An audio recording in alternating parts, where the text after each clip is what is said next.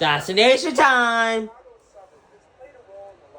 You're not talking. You aren't know. Frank Lloyd Wright and Ernest Hemingway. It's a place loaded with charm, character, and history. Our destination? Oak Park.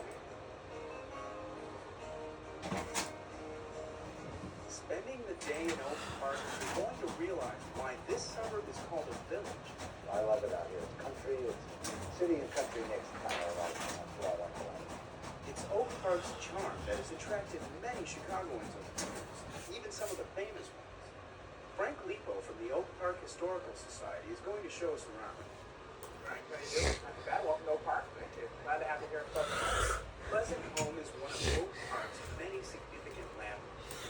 It was built in 1897 in prairie-style architecture that you'll see throughout Oak Park.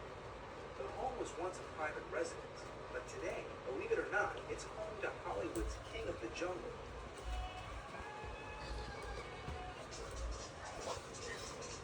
So this is the Tarzan.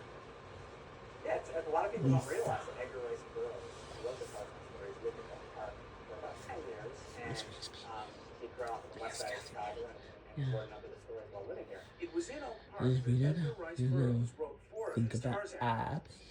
In addition to his books, the exhibit shows the many Tarzan films that were made and the actors and actresses who brought Tarzan and Jane to life. Of course, Tarzan wasn't just about books and movies. And we also have goofy things like Tarzan skateboards and Tarzan underwear, Not Tarzan until next week. all sorts of games and toys and tie-ins. Burroughs eventually left his Oak Park home for Hollywood, as his Tarzan stories made their way around the globe. We trace something like one book of the Son of Tarzan from its original manuscript to all the different editions, including foreign language editions. So, we have a range of things that tell different parts of this crazy story of why Tarzan is something to do with Oak Park. Oak Park is a community that is proud of its architects, artists, and writers, so you can't come here without paying tribute to one of the greatest adventure writers of the 20th century, Ernest Hemingway. That's right, he's a local boy, and you can take a tour of his birthplace to get a sense of Hemingway's childhood. The child psychologist tells us that by the time you're 6, you are who you're always going to be. And Ernest lived in that house until he was 6. And he was influenced by these great people, the storytellers, Dad, the great outdoorsman, his mother, the musician, his uncle, the storyteller of the sea. Down the street from Hemingway's birthplace is the Hemingway Museum. Inside, you can learn more about his childhood, as well as his global success as a writer. The museum attracts visitors from all over the world. They really always seem to never do all of that. They're always so pleased. So we get great reviews from people, which is wonderful. Yeah. No. The streets of Oak Park are filled with architectural treasures, thanks mostly to Frank Lloyd Wright, creator of the prairie-style Yeah, I'm architecture. supposed to be. Can I go to it? Yeah. Wright built his home studio here in 1889. After that, Oak Park became known as the birthplace of American architecture. Mr. Wright's architecture is really appealing because he was such a creative person. He was way ahead of his time. And a lot of the ideas that he incorporated into the home studio here are things that people are still copying today. Wright lived in Oak Park for 20 years with his first wife, Catherine, and their 6 children. He used his home as an architectural laboratory where he tried out designs before sharing them with clients.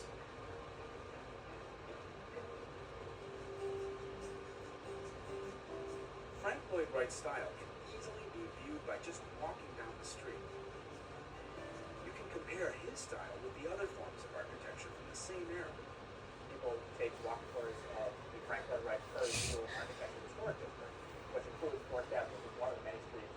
And some people have said it's sort of like a living museum of architecture.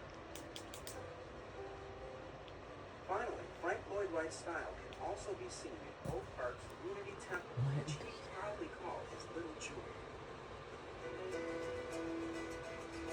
The village of Oak Park has a few other gems, like the conservatory, which was started in 1914 by residents who brought plants here from all over the world.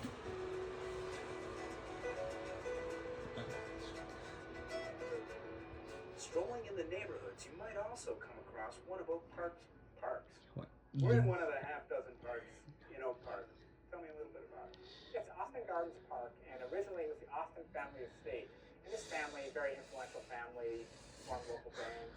They were behind the temperance movement in Oak Park. Oak Park was a dry community for 100 years, no sale of alcohol. And the Austin family eventually gave this land to the Park District of Oak Park. And every summer, just right around where we're standing in this area, is the stage for the annual Shakespeare in the Park. Thousands of people come here for the festival, which runs throughout July and August. So on your next trip to Oak Park, you can take in, let's see, Shakespeare, Hemingway, Frank Lloyd Wright, Tarzan. Hey, is it true that Bob Newhart is also from here? A quick way to get to Oak Park from downtown is to take the Green Line or the Blue Line westbound to your destination. The CTA also runs buses to Oak Park.